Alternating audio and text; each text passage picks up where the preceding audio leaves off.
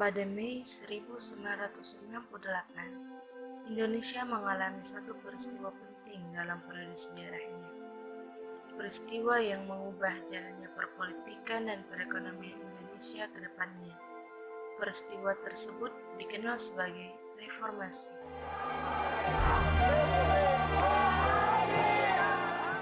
Reformasi terjadi karena ketidakpuasan terhadap pemerintahan Presiden Soeharto.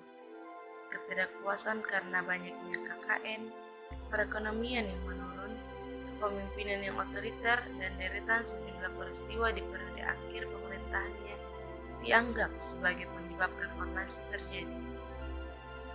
Pergerakan massa berbentuk demonstrasi pun terjadi.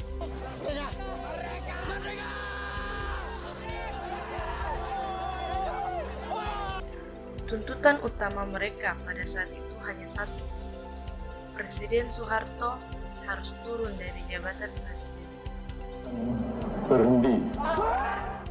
Pergerakan reformasi ini bukan hanya terjadi di Jakarta sebagai ibu kota negara, melainkan juga terjadi di sejumlah daerah di Indonesia, termasuk di Makassar.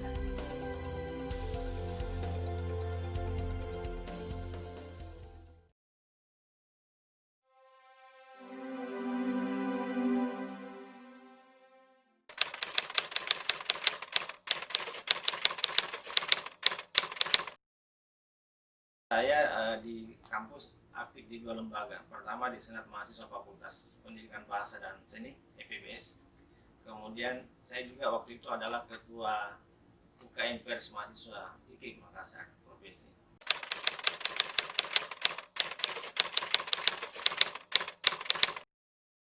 Sepanjang Mei 98 itu saya lebih banyak di kampus mengurus terutama mengurus penerbitan mahasiswa, tabloid mahasiswa provinsi.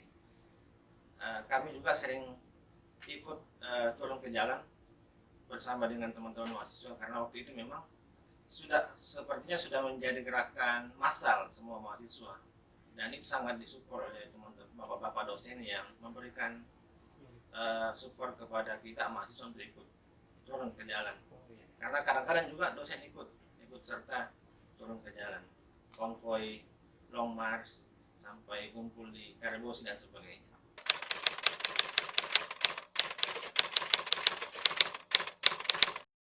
Iya, saya juga ikut bergabung dengan dosen-dosen dan para mahasiswa dari segala kampus yang ada di Makassar. Beberapa guru besar juga ikut menjadi penggerak di lapangan Karebosi waktu itu. Intinya kita waktu itu meminta agar rezim Orde Baru berakhir. Dan alhamdulillah itu berhasil setelah Pak Soeharto menyatakan mundur dari bangku kepresidenan.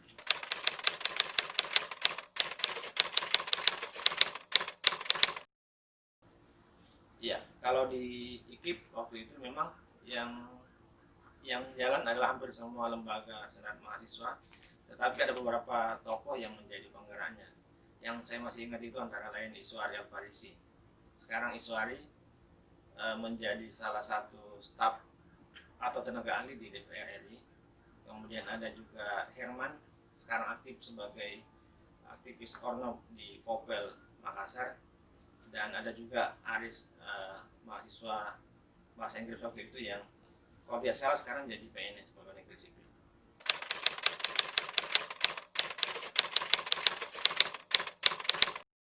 Misalnya sebelum aksi kita bikin spanduk, selebaran-selebaran yang menjadi atribut saat di jalan dan sampai di lapangan Karebosi.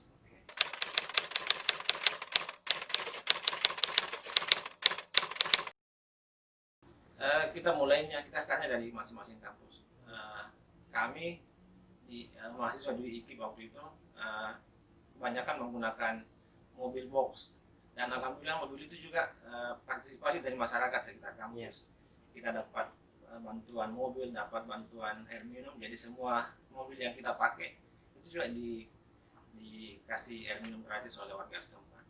Oh, jadi ada dukungan dari warga sekitar. Kebanyakan tampil di podium di Karebosi itu adalah guru-guru besar dari hampir semua universitas di Makassar. Jadi semua dosen juga berkumpul, tampil, memberikan orasi menyemangati kita mahasiswa untuk terus memperjuangkan reformasi.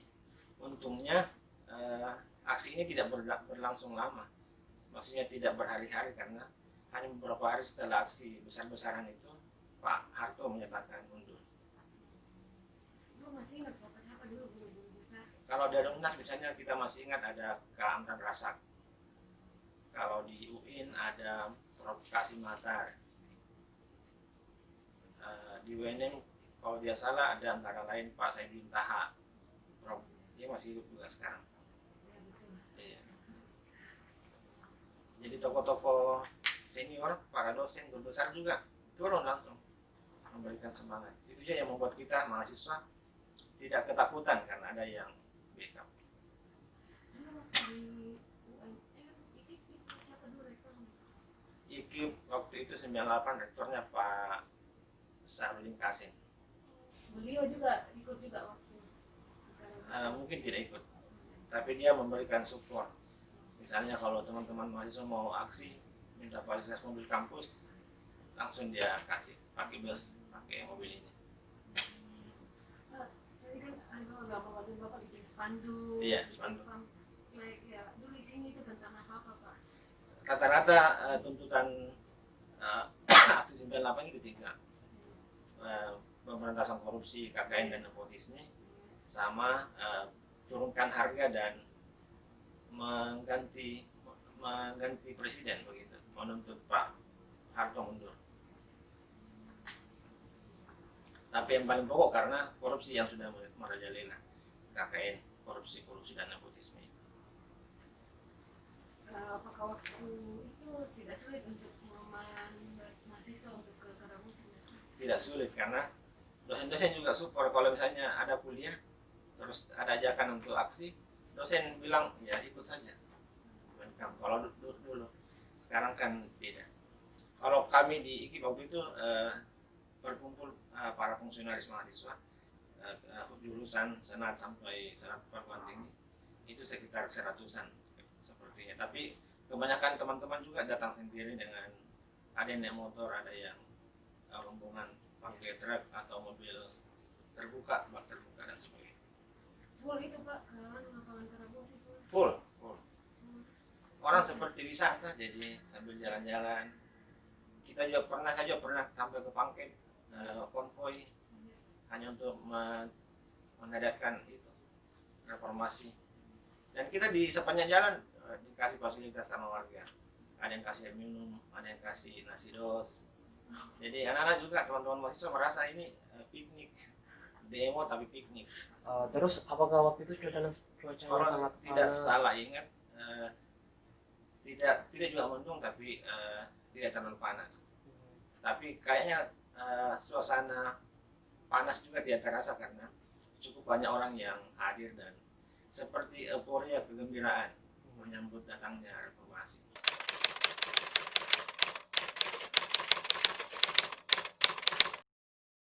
Ya, kita tidak pernah sama sekali takut karena dukungan dari masyarakat sekitar, dosen-dosen juga sangat mensupport, aparat kepolisian juga sangat bijak sekali menghadapi kita semua, mengawal sampai di tempat tujuan dan sampai pulang ke masing-masing kampus. Jadi tidak ada kekhawatiran Tidak ada akan kekhawatiran. ditangkap sama TNI atau semacam. Bahkan teman-teman merasa ini sebagai refreshing saja, karena bisa Iya. berwisata dari kampus ke Karabosi, bahkan sampai ke daerah-daerah. Ada juga yang melakukan long march sampai ke daerah.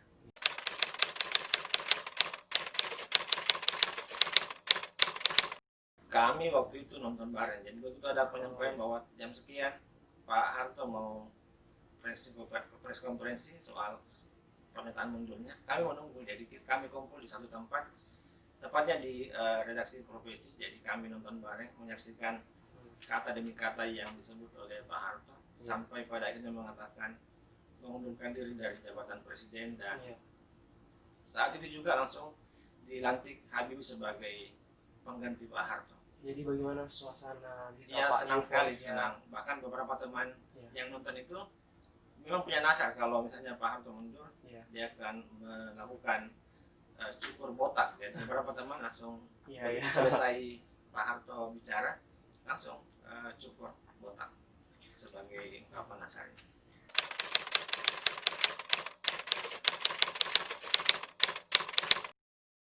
Iya, saya kira banyak kekecewaan, akumulasi kekecewaan masyarakat yang Iya. diimplementasikan oleh teman-teman mahasiswa. Misalnya waktu itu kondisi ekonomi yang tidak stabil, situasi politik yang juga tidak menguntungkan, belum lagi banyak kasus-kasus kemanusiaan yang tragedi kemanusiaan yang dilakukan oleh penguasa waktu itu. Dan puncaknya ketika kenaikan harga tidak bisa terkendali lagi.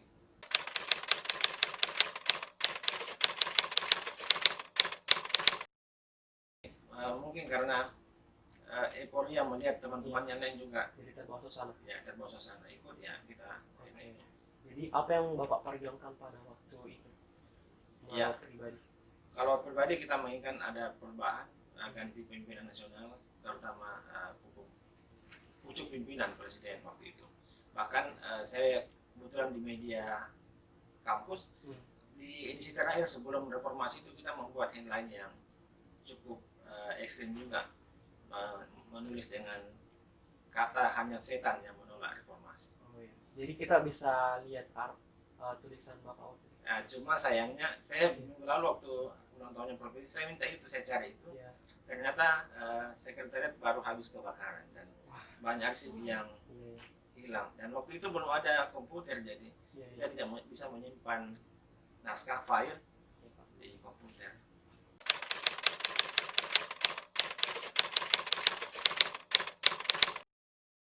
Sebetulnya upaya pemerintah memberantas korupsi memang sudah maksimal. Salah satu indikatornya adalah pembentukan lembaga KPK, Komisi Pemberantasan Korupsi. Ya harus diakui bahwa sampai sekarang korupsi belum bisa hilang di negeri ini. Masih banyak pejabat penguasa yang kadang-kadang menyalahgunakan kewenangannya untuk memperkaya diri dan merugikan negara.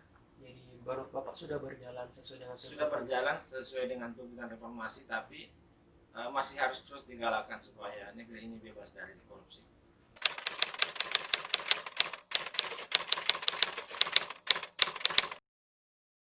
Kalau kolusi kelihatannya sudah menipis, tidak seperti sebelum 98.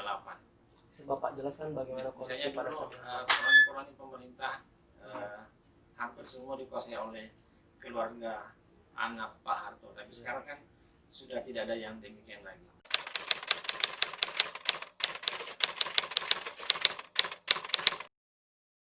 Dulu sebelum 98 memang nepotisme menjadi budaya yang tidak bisa dipisahkan. Misalnya untuk penerimaan CPNS, rata-rata yang lolos jadi CPNS adalah keluarga pejabat. Kalau bukan anak, kerabat dan sebagainya. Setelah reformasi 98, kita jarang menemukan lagi ada praktik seperti itu. Mungkin ada, tapi jumlahnya tidak terlalu signifikan dibanding dengan sebelum 98 kemarin.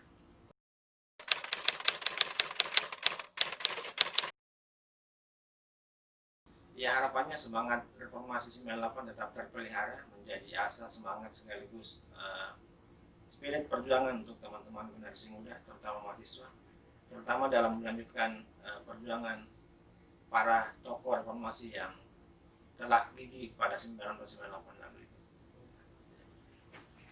sudah Pak? Oh iya.